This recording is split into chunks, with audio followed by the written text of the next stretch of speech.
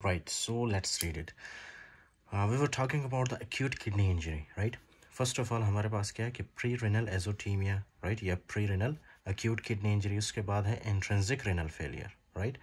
जो कि renal की वजह से, renal causes की वजह से, उसके बाद है post-renal azotemia. Do you remember मैंने आपको बताया था कि एक तो प्री रेनल होता है हमारे पास, राइट? उसके बाद इंट्रा रेनल और उसके बाद पोस्ट रेनल होता है. Fine, okay.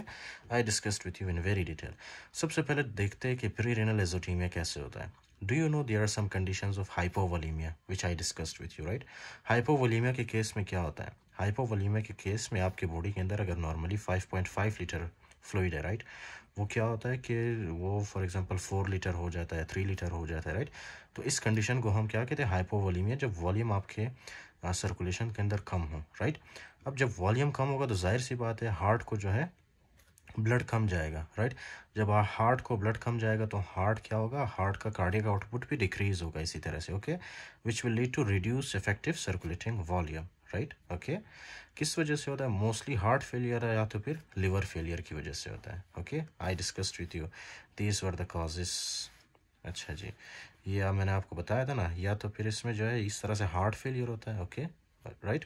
जिसकी वजह से क्या हो रहा था? Reduced cardiac output. या तो फिर ये आपका लीवर है ना, लीवर में क्या होता है? सिरोसिस होता है या लीवर फेलियर होता है, राइट? जिसकी वजह से एल्ब्यूमिन की डेफिशिएंसी होती है.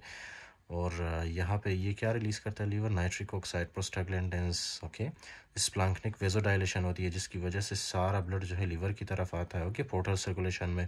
और किडनीज को और हमारे दूसरे ऑर्गन्स को कम ब्लड पहुंचता है जिसकी वजह से अक्यूट किडनी इंजरी होता है, right? I discuss this in very detail.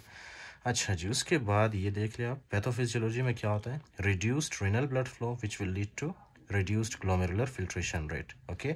इसका क्या मतलब है? इसका मतलब ये है ना कि सबसे पहले क्या होता है, ये देख लिया आप. सबसे पहले ये होता है ना कि यहाँ पे जो ब्लड आ रहा है ना वो ब्लड कम होता है, right?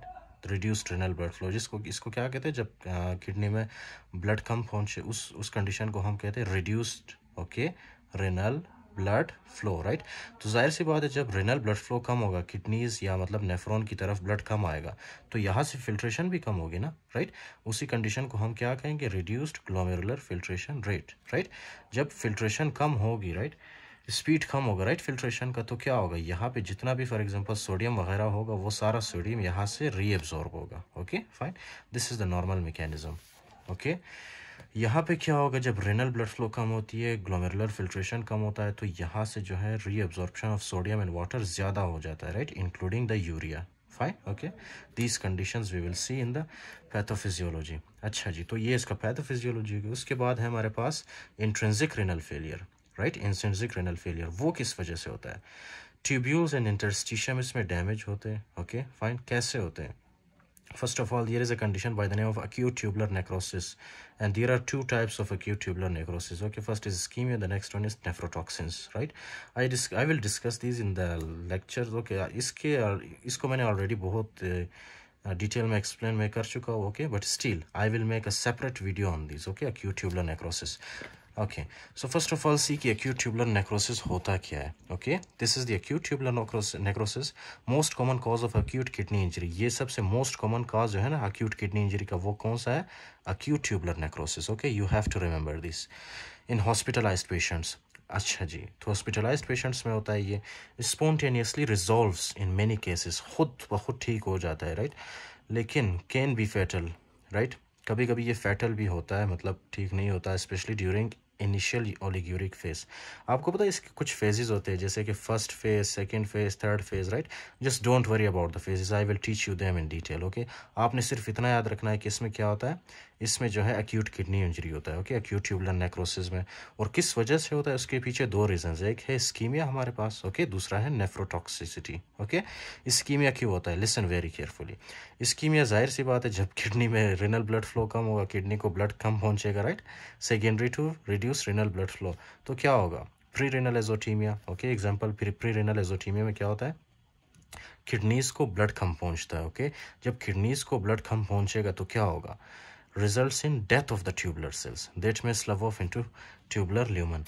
See here, okay, where is that? This is acute tubular necrosis.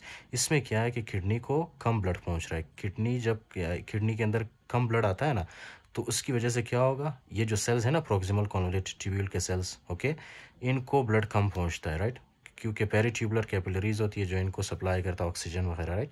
तो यहाँ पे इन सेल्स को जो है न्यूट्रिशन कम प्रोवाइड होती है, जिसकी वजह से these cells will die, okay, ये मर जाते हैं, राइट।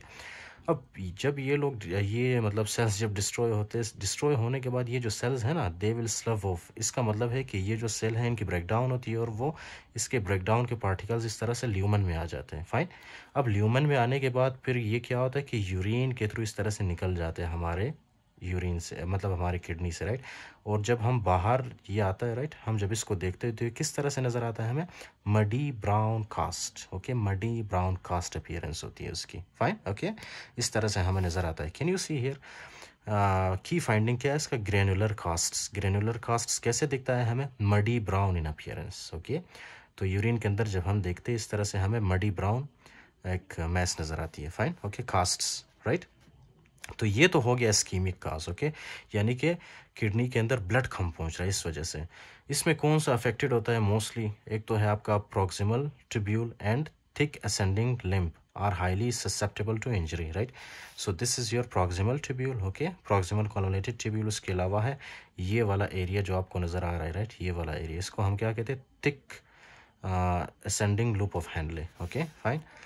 अच्छा जी, उसके बाद है नेफ्रोटॉक्सिक। नेफ्रोटॉक्सिक का क्या मतलब है, secondary to injury resulting from toxic substances, जैसे को हमारे पास है aminoglycosides, radio contrast agents, right, lead, cisplatin, ethylene glycol, you know ethylene glycol, ये हम जो है कार्स में यूज़ करते हैं, right, ethylene glycol, anti freezing agent, especially सर्दियों में हम इंजन में डालते हैं कि ताकि इंजन फ्रीज ना हो, ओके, इंजन को ठंड ना लगे ज़्यादा, तो जब हम मॉर्निंग में गाड़ी को स्टार्ट करें तो वो आसानी से स्टार्ट हो, राइट। लेकिन क्या है कि इस इथाइलिन ग्लूकोल यानी एंटी फ्रीजिंग एजेंट को कभी कभी कुछ लोग पी लेते हैं, okay, so this will obviously damage their kidneys.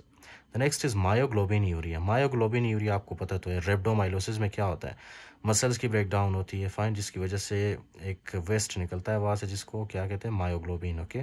तो क्या होता है, ये मायोग्लोबिन हमारे यूरिन में कभी कभी अपीयर होता है, राइट, एंड ये जो मायोग्लोबिन है ये भी हमारे प्रॉक्सिमल कॉन्वोल्यूटेड ट्यूब्यूल के सेल्स को डैमेज कर सकता है, सिंपल।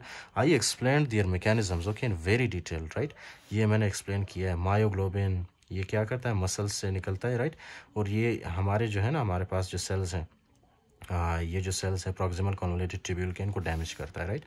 उसके बाद है हेमोग्लोबिन यूरिया। हेमोग्लोबिन यूरिया जाहिर सी बात है इसमें क्या होता है, आयरन होता है, राइट, वो आयरन हमारे पीटी या प्रॉक्सिमल ट्यूब्यूल के सेल्स को डैमेज करता है। उसके अलावा इसमें ये लिखा है कि proximal tubules are particularly susceptible to injury, right. Mostly कौन सा पार्ट डैमेज होता है नेफ्रॉन का, प्रॉक्सिमल ट्यूब्यूल्स, ओके, राइट। तो ये हो गया हमारे पास, क्या नाम है इसका, acute tubular necrosis। इसके कौन कौन से टाइप्स, ischemic और nephrotoxic, which I explained in detail, okay। next is acute interstitial nephritis। now see what is acute interstitial nephritis, okay। इसमें होता क्या है, इसमें सबसे पहले तो ये मैंने आपको एक्सप्लेन किया था आपके लिए, okay। इसमें क्या होता है, कुछ हमारे पास एंटीबायोटिक्स होती है, कुछ टैबलेट्स होते हैं, राइट, जो कि आप लेते हैं, जैसे कि एनसेड्स हो गया, एंटीबायोटिक्स, जैसे कि क्या आता है इसमें, सिफिलोस्पोरिन आता है, राइट, इसमें, ओके, सिफिलोस्पोरिन है, पेनिसिलिन है। उसके अलावा प्रोटॉन पंप इनहिबिटर्स, ये क्या करते हैं, डायरेक्ट जाके वाइट ब्लड सेल को स्टिमुलेट करते हैं, वाइट ब्लड सेल जाके हमारे ये जो है ना प्रॉक्सिमल ट्यूब्यूल के सेल्स इनको डैमेज कर देता है, राइट। सो क्या होगा उससे जो है इंट्रिंसिक रेनल फेलियर होगा, फाइन, ओके। अच्छा जी, यहाँ पे भी शायद लिखा होगा, या यहाँ पे I can show you here, acute interstitial nephritis, right, इसमें इसको हम क्या कहते हैं, also called tubulo interstitial nephritis, okay. ये किस वजह से होता है, ये हमारे पास कुछ ड्रग्स है, डायूरेटिक्स, रिफाम्पिन, एंटीबायोटिक्स, या पता है आपको, पेनिसिलिन, सिफिलोस्पोरिन, जगह मैंने आपको बताया था, proton pump inhibitors, PPI, NSAID, sulfa drugs, ये सारे क्या करते हैं, ये सारे जो है आपके वाइट ब्लड सेल्स को स्टिमुलेट करते हैं। वाइट ब्लड सेल्स जो है ना आपके पास, ये न्यूट्रोफिल, योजनोफिल, मैक्रोफेजेस वगैरह जाके क्या करते हैं, डैमेज करते हैं आपके प्रॉक्सिमल कॉन्वोल्यूटेड ट्यूब्यूल को, ये मैक्रोफेजेस या मतलब वाइट ब्लड सेल्स जाके डैमेज करते हैं, राइट, ओके। अच्छा जी, तो ये हो गया हमारे पास acute interstitial nephritis, right. We will study these in detail also. I will upload a separate lecture on this, okay। अच्छा जी, उसके अलावा क्या है कि acute glomerulonephritis, okay, acute glomerulonephritis, I think I told you, इसकी वजह से भी हो सकता है, okay।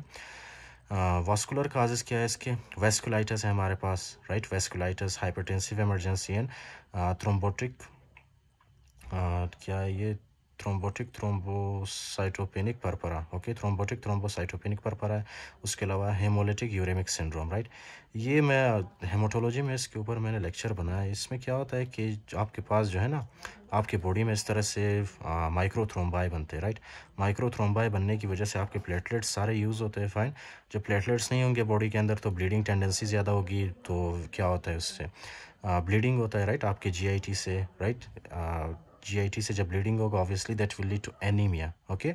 जब एनीमिया होगा तो किडनीज़ को ब्लड कम पहुंचेगा, जिसकी वजह से किडनी डैमेज हो सकता है आपका, राइट, ओके। उसके अलावा भी ये जो है क्या करता है, माइक्रोथ्रोम्बाई फॉर्म करते हैं, राइट, आपके रेनल वेसल्स में। तो ये कुछ इस तरह से। उसके अलावा है पैथोफिजियोलॉजी में क्या होता है, इन acute tubular necrosis, right, पेची necrosis, debris obstructing tubules and fluid backflow, which will lead to reduced glomerular filtration rate. I explained it, okay. Next is the post-renal azotemia. Do you know, ये lecture के पहले मैंने आपको explain किया था आपके लिए, कुछ होते हैं स्टोन्स, राइट। फॉर एग्जांपल ये है आपका पोस्ट रेनल एजोथीमिया, राइट। इसमें क्या होता है कि ये जो आपके पास स्टोन्स है ना, ये इस यूरेटर को ब्लॉक करते हैं, जिसकी वजह से यूरिन पीछे की तरफ जाता है। जब यूरिन पीछे की तरफ जाएगा, यहाँ पे एक्यूमुलेट होना स्टार्ट करेगा यूरिन, और किडनी को डैमेज करेगा, फाइन। उसके बाद है बिनाइन प्रोस्टेटिक हाइपरप्लेजिया। ये है benign prostatic hyperplasia, right.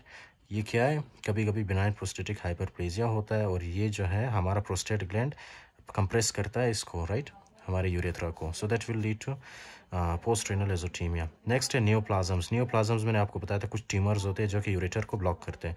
Congenital anomalies होते हैं, राइट। फॉर एग्जांपल आपके पास एक कंडीशन है जिसको हॉर्स शू किडनी कहते हैं, राइट। हॉर्स शू किडनी में भी कुछ इस तरह से होता है, फाइन। अच्छा जी, तो उसके बाद है आउटफ्लो ऑब्स्ट्रक्शन। आउटफ्लो ऑब्स्ट्रक्शन में क्या है कि आपके पास जो है बायलेटरल, आपके पास दोनों किडनीज इन्वॉल्व होना चाहिए, okay, in order to cause post renal azotemia, fine. आपके पास दोनों किडनीज ब्लॉक होनी चाहिए, राइट। स्टोन अगर है तो दोनों किडनीज में स्टोन होना चाहिए, फाइन।